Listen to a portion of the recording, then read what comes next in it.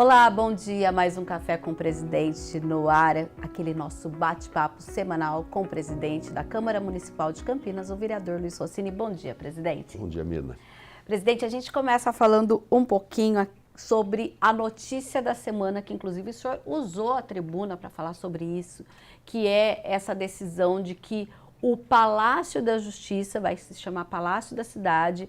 A gente inclusive estava acompanhando aquela possibilidade da Câmara ser transferida para lá, e agora ela vai ter um outro uso. O senhor falou inclusive desse posicionamento da Câmara sobre o tema. Claro. Na verdade, a intenção de transferir a Câmara para o Palácio da Justiça, né, foi manifestada antes mesmo de eu assumir a presidência. O vereador Zé Carlos já tinha feito esse contato, já tinha iniciado essa discussão. Mas somente no ano passado, quando a Justiça Eleitoral, que ocupava ainda aquele espaço, saiu de lá e ele ficou totalmente vago, é que o Tribunal de Justiça, né, manifestou a possibilidade de atender a solicitação da Câmara. Para isso havia necessidade de que o prefeito concordasse, porque o prefeito é que deveria fazer essa solicitação para que o prédio pudesse ser transferido para o município, e aí Prefeitura e Câmara a gente podia alinhar essa utilização. Então fizemos essas providências, o governo sinalizou positivamente, foram feitas as análises técnicas de viabilidade, de que a Câmara pudesse se instalar lá. No primeiro momento, uma análise um pouco mais superficial, mas havendo viabilidade, nós reafirmamos o interesse e o desejo de ir para lá. Ocorre que o ato que transfere para o município não transfere a propriedade, a titularidade do prédio, do imóvel, para a Prefeitura de Campinas. É uma cessão. É uma cessão, permissão de uso. Tá. Então, do ponto de vista jurídico, a gente entende, a Procuradoria também, que haveria um risco de fazer um investimento muito grande com recursos da Câmara num imóvel que não é da propriedade do município. Isso poderia dar problema. Outro fato, soma-se também o prazo que exigiria para as reformas, algumas limitações que foram verificadas depois até do início das conversas, por ser um prédio tombado, nem todas as intervenções necessárias poderiam ser executadas da forma para atender a Câmara, e o Estado também determinou que parte daquele prédio seja destinado à implantação do Museu do Judiciário, né? Então isso colocaria mais limitações ainda. Então, diante dessas circunstâncias, a bem do interesse público, ainda que eu reitero que a ida da Câmara para aquele imóvel teria um impacto muito positivo, creio eu, para a cidade, para a própria Câmara, para o Legislativo, para a população, para a ação de revitalização e requalificação do centro, mas a gente tem que ser bastante realista e sério e responsável nisso. Por isso a decisão de desistir por essas razões. A de natureza jurídica pesou muito, né?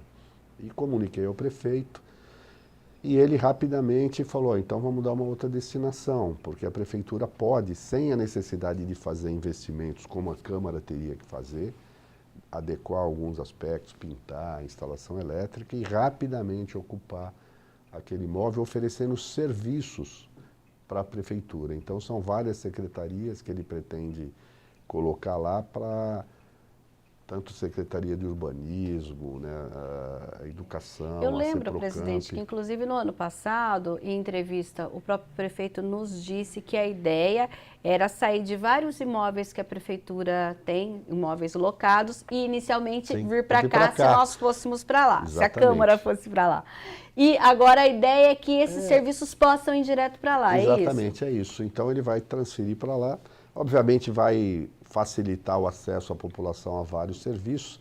Na minha ótica, o mais importante é o seguinte, é dar uma ocupação, uma destinação àquele prédio, que é tombado, ele é icônico ali no centro da cidade, não podia ficar abandonado, se deteriorando, depredando, e contribuindo para esse processo mesmo de deterioração da área central. Então levar a vida e cuidar daquele prédio, eu acho que é uma obrigação, e a Prefeitura vai contribuir com isso. A cidade ganha. Mesmo não indo Câmara, o que está acontecendo é um fato positivo para a cidade. A requalificação do centro continua? Continua, é claro. Isso aí ajuda, porque aquele prédio ser ocupado, e na previsão da Prefeitura, é que cerca de 30 mil pessoas serão atendidas por mês, Sim. nos 60 serviços que vão ser disponibilizados lá. Isso mobiliza o comércio local, né, dá vida, dá uma requalificada, motiva outros setores também a irem para lá, né? Sim, e é um assunto tão importante que a Câmara tem o foco, nós temos inclusive frente parlamentar sobre esse tema, ou seja, a Câmara continua de olho. Com certeza. Porque o centro da cidade é o coração pulsante da cidade, né? Então, já foi no auge da cidade, assim, o grande local de encontro, de prestação de serviços, de comércio. É claro que por várias razões isso foi diminuindo, né? Os bairros, as regiões mais distantes ganharam autonomia. Hoje as pessoas que estão na região do Ouro Verde, do Campo Grande, Aparecidinha, nos distritos, elas têm autonomia, né? Porque tem comércio, lazer, serviço. Tem subprefeitura, se não tem o Agiliza Campinas nesses locais Então também. isso foi fazendo com que a população demandasse menos serviço da área central, sem considerar a existência dos shopping centers, né? Sim. Que também deu uma mudada na forma do cidadão fazer compras. O e-commerce, né? Hoje a internet também concorre com as lojas físicas, então esse conjunto de fatores fizeram que o centro fosse se esvaziando, ficando meio abandonado. É claro que levar serviços para lá, você começa esse processo de retomada de utilização e convivência, né, das pessoas na área central. Tá certo. A gente aguarda então aí essa nova utilização do Palácio. Esse Palácio da Justiça agora é Palácio da Cidade, né? Muito legal. Verdade.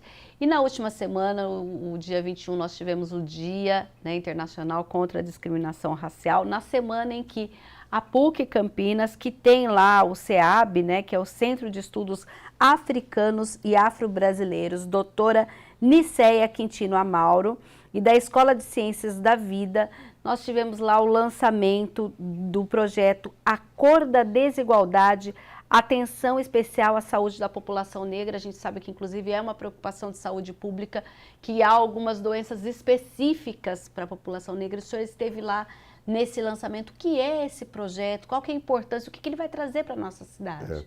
Não, primeiro vale a pena destacar essa ação, essa iniciativa da PUC, né, da Pontifícia Universidade Católica de Campinas, primeiro de criar esse centro de estudos afro-brasileiros e africanos, né, para levar para dentro da academia a discussão e aprofundar as pesquisas dessa relação da raça negra, do povo negro, que veio da África na época ainda da escravidão, de forma compulsória, né, mas contribuiu para a construção da nossa sociedade.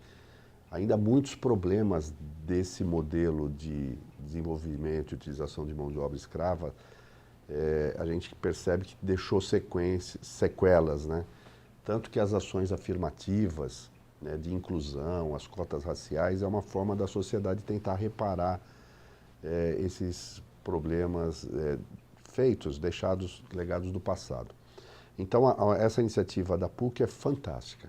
E a partir da existência do Centro de Estudos Afro-Brasileiros e Africanos da PUC, se originou esse projeto, né, junto com o Dr. Gonzaga, que é do Centro de Ciências da Vida, de levar para a área da saúde essa proposta de não só treinar, capacitar, levar o letramento racial, como é chamado, para os alunos, professores e profissionais da saúde. Compreender e entender vai ajudar muito na promoção da saúde e um olhar mais especializado para esse fim.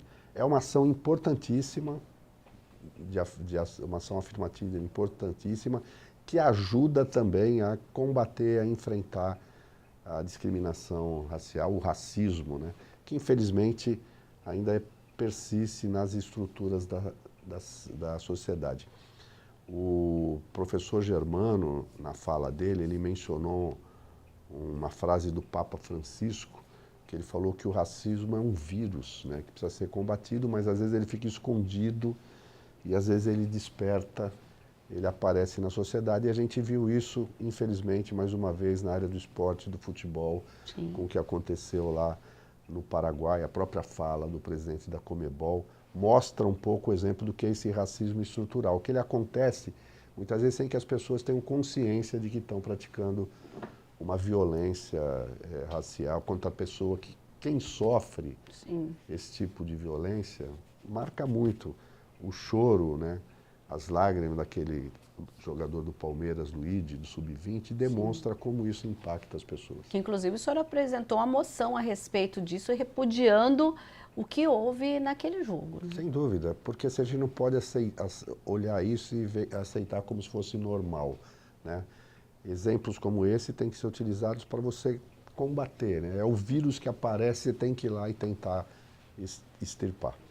Certo, presidente. A gente também teve aí, na última semana, a entrega de escrituras. A gente está num processo de regularização fundiária em Campinas e parece que nós tivemos um evento aí que muita gente saiu feliz desse lugar. Nossa, nossa. Você sabe que Campinas talvez tenha o maior programa de regularização fundiária do Brasil, né?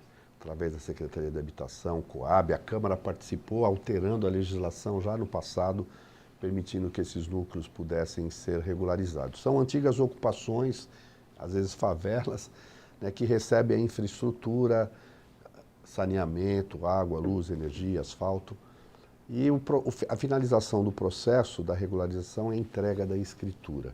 E esses 3 núcleos que foram contemplados lá no Teatro Castro Mendes, o núcleo do Jardim Capivari, do Metanópolis e Colina do Sol, essa regularização foi feita também em parceria com o governo do estado, a Secretaria Estadual de Habitação, no programa Cidade Legal, onde o governo do estado também aporta recurso para fazer todo o levantamento topográfico, né, as ações necessárias para a regularização. Eu fiquei muito feliz também e dividi minha felicidade, principalmente com os moradores do núcleo do Jardim Capivari.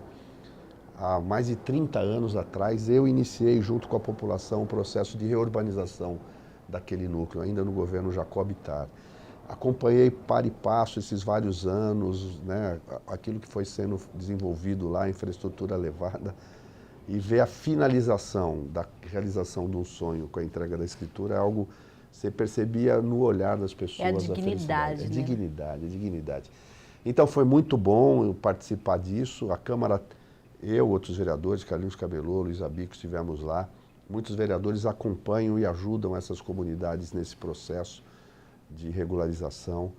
E é fantástico vendo a nossa cidade, 751 famílias contempladas com a escritura de casa própria. E teremos novas regularizações, né? Ah, sim, porque só em Campinas nós temos cerca de 250 núcleos. Sim. Nem todos ainda têm esse processo já concluído.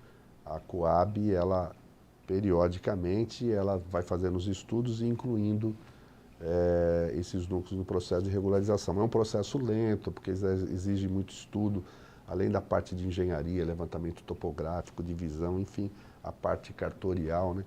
Mas é fundamental, né? As pessoas saberem que vão poder morar num local que é dele, né? Da família, né? Que ela vai poder deixar como herança para os filhos, netos. Muito legal. Certo, e a gente já está em clima de Páscoa em Campinas, não só no mercado, não, quando você vai lá e vê o ovo de Páscoa.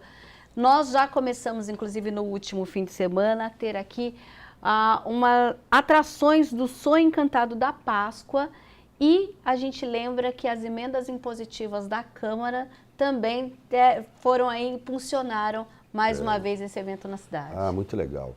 Primeiro, lembrar que a Páscoa é uma festa muito importante do cristianismo, né? Tem esse valor importante que significa a ressurreição de Cristo.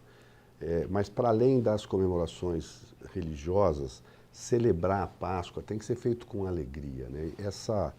Eu acho que esse sentimento de levar atrações, diversão, trabalhar o imaginário das crianças, né, com as apresentações que são feitas, ajuda inclusive a melhorar a autoestima da população. É uma ação muito importante. E a Câmara foi decisiva nesse ano para a realização desses eventos, segundo ano que se faz isso, com a apresentação de emendas impositivas.